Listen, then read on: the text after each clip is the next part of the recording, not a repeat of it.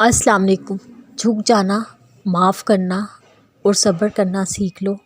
اگر تمہاری عزت میں کمی آئے تو قیامت والے دن مجھ سے لے لینا۔ تمہارا رب بڑا باحیا، شرمیلا اور کریم ہے۔ اسے اس بات سے شرم آتی ہے کہ اس کا بندہ اس کے سامنے ہاتھ پھیلائے تو انہیں خالی یا نامراد لٹا دے۔ زندگی میں پریشانی کا ایک ہی حل ہے، اللہ سے بات کرے، اللہ سے مانگے، اللہ پر چھوڑ دے اور اللہ پر بھروسہ کرے۔ عورت کو اللہ تعالیٰ نے مرد پر 3 مقامات پر زیادہ فضیلت عطا فرمائی۔ اللہ رب العزت ہر چیز کا خالق ہے، لیکن اپنی مخلوق میں تخلیق کا وصف اس نے صرف عورت کو عطا کیا۔ اللہ نے اپنی محبت کو صرف ماں کی محبت سے تشبیہ دی۔ میرا رب خود پردے میں ہے، لیکن اپنی ساری مخلوق میں سے اس نے صرف عورت کو پردے میں رہنے کا حکم دیا۔ جو پرندوں کو بن مانگے رزق دیتا ہے، وہ کیسے تمہاری دعا رد کر سکتا ہے؟ ہم پرفیکٹ نہیں ہوتے۔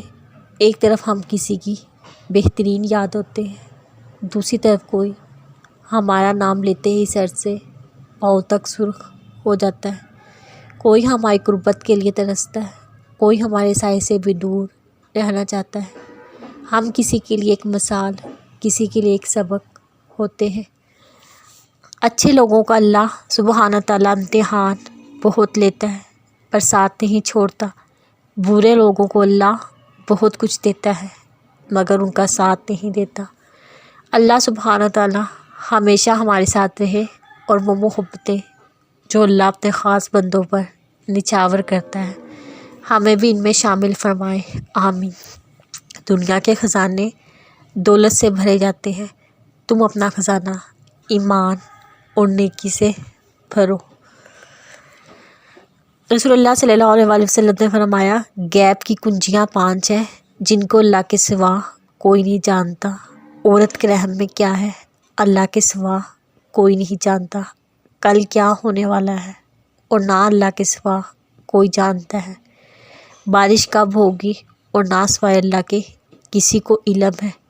وہ کس زمین میں مرے گا، نہ اللہ کے سوا کوئی جانتا ہے۔ قیامت کب آئے گی؟ جن کے دلوں میں رحم، طبیعت میں سادگی، احساس میں خلوص اور سوچوں میں سچائی ہو، ایسے انسانوں کا وجود اللہ کی طرف سے مخلوق کے لیے نعمت ہے۔